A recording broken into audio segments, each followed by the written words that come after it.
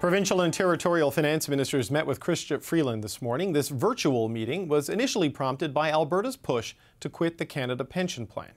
There is no unanimity ever in our vast and diverse country, but I do believe that on the most important issues, at the end of the day, we always do find a way to work together. The meeting, however, ended up taking two tracks, with some provinces wanting to talk about the other big intergovernmental issue of the day, the call for a carbon tax carve-out that extends right across the country. The federal finance minister, Chrystia Freeland, spoke in defense of a national plan for both carbon and pensions. Ontario Finance Minister Peter Bethlenfalvy joins me now. Minister, welcome back to the show. It's a pleasure. Let's start with the intended purpose of this meeting, to talk about Alberta's plan to withdraw potentially from the Canada Pension Plan. The finance minister says she's committed to getting some numbers. Where do things stand on this issue now, as you see it? Well, first off, we did have a very constructive meeting, and grateful for that meeting. And you're right. People talked about the stability and the national unity issue of having the Canada Pension Plan, and having the chief actuary get involved, providing some rigor on a very complex and complicated set of numbers, and with a lot of moving parts within the Act and a lot of math that has to get involved, was a welcome suggestion by the Minister of Finance, Chrystia Freeland. Not to get too mathy in the conversation, but it's kind of a math conversation. I mean, Alberta has its set of numbers from, LifeWorks that it obviously wants to work from because it favors their interpretation. Have you agreed on what the chief actuary would base their assessment on, or does that need to be worked out? Because the inputs could really determine where that lands, right? Yeah, no, one step at a time, and I think it's a very good, positive step forward, getting the chief actuary. We've got a lot of work to do to probably, and Ottawa has to do that to kind of give some instruction there. But I'm very encouraged that this is a step forward in the process. Did it calm any of the concerns at the table, Minister? Because I know there's been a lot of concerns. The smaller provinces saying this could be punitive, particularly in places like Atlantic Canada. And I know you're worried about the broader stability. David Eby was talking today about his concern about the threat to the overall plan. Did this calm people down, or just give this conversation some direction? No, I think everyone talked about the need for national unity, stability in a time of uncertainty, economic uncertainty. You know, I've done the fall economic statement yesterday, and we live in an uncertain world economically, an uncertain world geopolitically. We've taken actions like cut the gas tax, kept that going. You know, that's such a critical point right now when we have uncertainty in the world. Costs of everything have been pretty high, and particularly food and other inputs. So, of course, we may have talked about the pressure the carbon tax is having, and we've obviously moved in Ontario, and we'd like to see Ottawa make a move. Okay, so on that, we've seen the letter that Premier Ford has written to Ontario MPs, urging them to sort of lean on the Prime Minister, I guess, the way the Atlantic MPs did on the home heating oil carve-out. How did that affect the nature of the conversation today? Because my understanding is Chrystia Freeland was really kind of the driving force on this carve-out in many, many ways. And people are saying, if you want this, you need to talk to her. How did that go? Well, look, I'll just say this. We're talking about national unity and the Canada Pension Plan. This carbon tax is now becoming an issue of national unity. You can't lean in and because there's a bigger Liberal caucus in Atlantic Canada, and leave the rest of Canada behind. And what the Premier of Ontario, Doug Ford, did this morning was send a letter to the chair of the Ontario Liberal Federal Party here in Ontario saying, hey, you got to fight for Ontario, and we want to fight for Ontario too. We have 97% natural gas for home heating. You know, we people are hurting. We did our part in the gas tax with the 5.3 cents a liter that I continued on and extended to next year, plus what we've done before. It adds up to 10 cents a liter. That's meaningful relief at a time then where costs are very high and food and other things are very high. We need the federal government and Ottawa to step up at a time that's very challenging for many people in not just Ontario, across the country, and provide relief when it's needed. And so I stand firmly with the Premier and asking Ottawa, the Prime Minister, and others to step up for not just Ontarians, but right across Canada. Yeah, you mentioned national unity, and I know this was driven primarily by the Atlantic Caucus because of the overloaded percentage of homeowners in Atlantic Canada that use home heating oil. But on a per person or on a nominal basis, there's almost as many people in Ontario that use home heating oil. They're going to benefit from this. There's another 100,000 or so in Western Canada and people in the north. So there's actually more people outside of Atlantic Canada who are going to benefit from this carve-out than there is in Atlantic Canada. And in total, it's under 1 million people. Is giving 1 million people who burn the most expensive home heating source, and some of them are low income, really a big threat to national unity? Is this not being overblown for political reasons? I don't think so at all. I think it's fairness. Canadians we're about fairness. We all accept climate change. It's real. We gotta have an urgency around that. Absolutely get that. But putting a punitive tax on people at a time when they're hurting and when the cost of everything has been up through no fault of their own. These are global forces for inflation and the rising cost of many things, economic uncertainty. What we saw south of the border, Joe Biden, there's a different way to get to net zero than just putting on a punitive carbon tax. We're building electric vehicles here. I'd love Ottawa to step up as well for electric vehicles, for example, the Toyota plant. Lots of great jobs. Toyota wants to be here, wants to invest here. Joe Biden isn't asking Ohio or Tennessee or Michigan to step up. We'll be there as Ontario, but we need the federal government to step up as part of greenifying all our economy. What we're asking for is some relief right now for the people of not just Ontario, but right across Canada. Okay, I just want to touch on that while I've got you, if I can, because it's Toyota, I believe it's in Cambridge, sir. Correct me if I'm wrong on the location. They want to do a plan similar to what we've seen with Stellantis and Volkswagen and these sorts of things. Has the federal government emphatically said no to that? Because I remember speaking to Minister Champagne after, I think, Stellantis got finalized. He said, we're getting pretty close to the end. Does that mean there is no space at the federal level for a Toyota deal as you see it? Well, you have to ask them. I'm just going by some of what I read this morning in the Globe Mail and elsewhere about comments from the Prime Minister. I think it's absolutely critical. We have a once and in more than a generation, a once in a 50-year opportunity to convert our auto manufacturing from gas to electric vehicle. We have great workers in Cambridge with in the auto sector, and we have the critical minerals. Joe Biden wants the critical minerals. Well, we've got them. So let's work together to be able to, as environmentally friendly as well, with First Nations, be able to access the critical minerals, get the infrastructure to get them, then get them into battery plants like what Toyota would want to have in Cambridge and other companies, auto companies would want to have. This is part of the future. And I'll tell you what, David, when we work together, federally, provincial, we can do a lot more. Right. We need the federal government to be there too. But Minister, I guess as finance minister, you must have some insight into their appetite and tolerance for further investments into this based on the fact that you've had to cut or will have to cut some big checks for Stellantis and Volkswagen. I mean, what's your sense of where this government is on another big electric vehicle deal for Ontario? Well, I think they've, based on comments that I heard from the Prime Minister, they may be not prepared to write that check. I would argue that protecting the jobs in Ontario, what's good for Ontario is good for Canada. We have a historical opportunity to be the electric vehicle center of not just North America, but one of the largest in the world.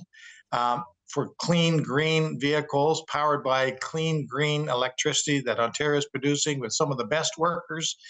And we have the security of supply with the critical minerals and other components like green steel that goes into the cars. Mm-hmm. This is nation building right here, and this is the moment to seize. Okay, just one final question, if I can circle back to the carbon tax. Scott Moe was on the show this week, I think it was, saying that, hey, they're going to look at ways to not collect that tax and not send it back to Ottawa. Blaine Higgs has made similar noise in New Brunswick, though he has said he wants to make sure he's not breaking any laws. Scott Moe has said he's willing to maybe break a law. Where is Ontario on this? Are you just going to lobby for it, or do you think you might take actions where you won't collect and won't remit to the federal government? Look, what we're saying, and we're very clear in the Premier's letter this morning, is that people are hurting. I took action, our government took action yesterday in the fall economic statement by saying we're continuing the gas tax relief for many Ontarians, not just at the pumps, but obviously the people that grow the food and farm the food, to the people who truck the food and the people who distribute the food, that we're providing relief at a time of economic uncertainty, higher costs. And I think that that's what this is so critical. It's not about the environment. It's about giving temporary relief to many Canadians, Ontarians, at a time when they desperately need that relief. Ontario Finance Minister Peter Bethlenfalvy, thank you so much for your time, sir. My pleasure as always. Okay, we covered a lot of ground there, but the finance minister's meeting was called today to deal primarily with Alberta's intentions to maybe pull out of the Canada Pension Plan. So we're going to turn now to the province that started all this. It's Alberta Finance Minister Nate Horner. He joins us now. Minister Horner, thanks for joining us. We appreciate your time. Thank you. Appreciate the opportunity. Chrystia Freeland said today she's going to get the chief actuary involved to come up with some firm numbers on exactly what it would mean for Alberta to leave the Canada Pension Plan. Are you satisfied with that response from the finance minister, and will you accept their math when they put it on the table? Well, I think it'll be interesting to see the opinion of the chief actuary. You know, that's something that that we've pursued as well. The Canadian Institute of Actuaries, the professional organization that is their professional body, I guess.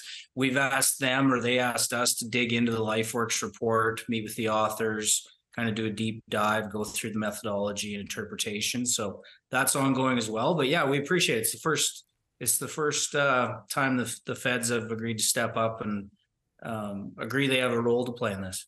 It's their legislation. How confident are you, though, in the LifeWork numbers? Because a lot of other provinces and the federal government have cast a lot of doubt on what they say your entitlement would be. And Peter Bethlenfalvy, not in this interview, but in an earlier one, said that if Ontario applied the same methodology, just Ontario and Alberta would be entitled to in excess of 100% of what's in the Canada Pension Plan Investment Fund. So how confident are you in the math that you've put on the table?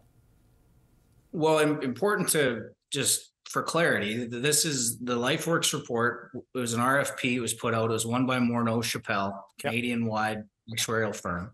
And this is the formula that is in the CPP Act. There's been a withdrawal formula since 1966. It was updated in 1997 when the plan was changed from a pay-as-you-go to a modified pay-as-you-go, and you actually saw a substantive investment income be part of the fund. And then it was updated again by this Liberal government in 2017 when the additional benefits became part of it. Right. But there's a caveat in the LifeWorks report where they say a literal reading of the legislation leads to a very large, outsized sort of sense of entitlement. So they've gone with what they call an alternative interpretation that they use for the purpose of this report. So it seems like there's a legal interpretation of the legislation that could be at dispute here, as well as maybe a mathematical dispute over exactly how much you might be entitled to. So I guess this goes back to what Chrystia Freeland announced today. Will the findings of the chief actuary be the set of numbers and assumptions that all the provinces are willing to work from? Well, it's the CPP Act. It's clear that any province unilaterally has the opportunity to proceed with this. But like I said, this was the best information we had. We had it validated by both legal and actuarial firms for its validity, or we wouldn't have put it out in the public sphere to be commented on. But we look forward to seeing what they come back with. So what was your sense, Mr. Horner, of how the other provinces feel about this? Because I know on issues like carbon and energy transition, you have allies at the finance minister's table and at the premier's table. It doesn't seem as clear to me that there are any when it comes to the pension plan issue. What was your sense of how the other ministers viewing the possibility of Alberta leaving? Oh, they definitely would like Alberta to stay in, and for good reason, obviously. And no, there was a lot of nice commentary shared, and I shared with them that you know, the Albertans that I know and represent, they want to know that CPP is healthy and sustainable, even should Alberta choose to withdraw and start an Alberta pension plan. And that's something else that the LifeWork report showed, was that even at that asset withdrawal number, CPP would revert back to a sustainability ratio that it had in 2013. When no one that I can recall was clamoring about, you know, the instability of CPP. So it was nice to share that with them, hear them out, definitely a lot of frustration over the carbon tax and Minister Freeland's unwillingness to discuss it at all in this meeting. I actually told Minister Bethlenfalvy, I know you had him on before me. Yep. I said, maybe you should write her a letter on carbon tax, seeing as how you got this meeting in a week. It seems to be a little quicker than Alberta can make anything move. Well, you might be onto something there. I don't know. But I've got a joint statement. I'm assuming it's from you, the Finance Minister of Saskatchewan, Ontario, Mr. Bethlenfalvy, Nova Scotia, and New Brunswick, calling for the federal government to eliminate the carbon tax to ensure fairness and ease financial pressure on Canadians. I know you say this is unfair because Albertans burn primarily natural gas and not oil, but the price of home heating oil is just so much higher than the price of natural gas.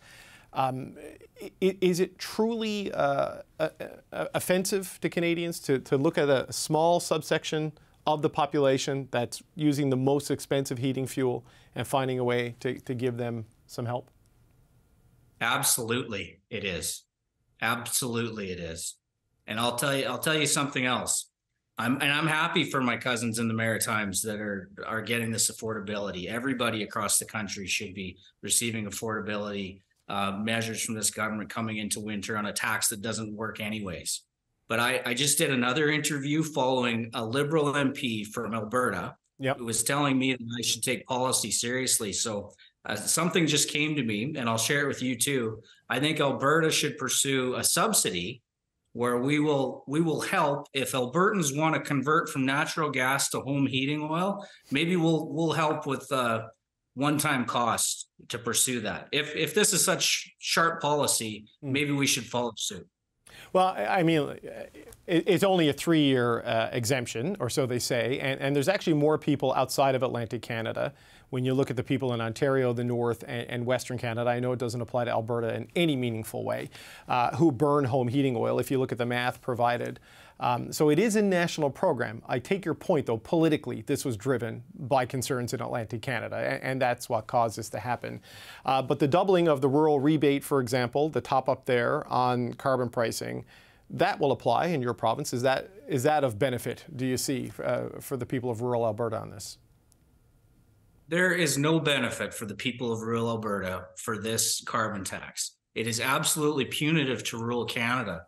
I've expressed this to this federal government in my previous roles as the agriculture minister. It is absolutely ridiculous.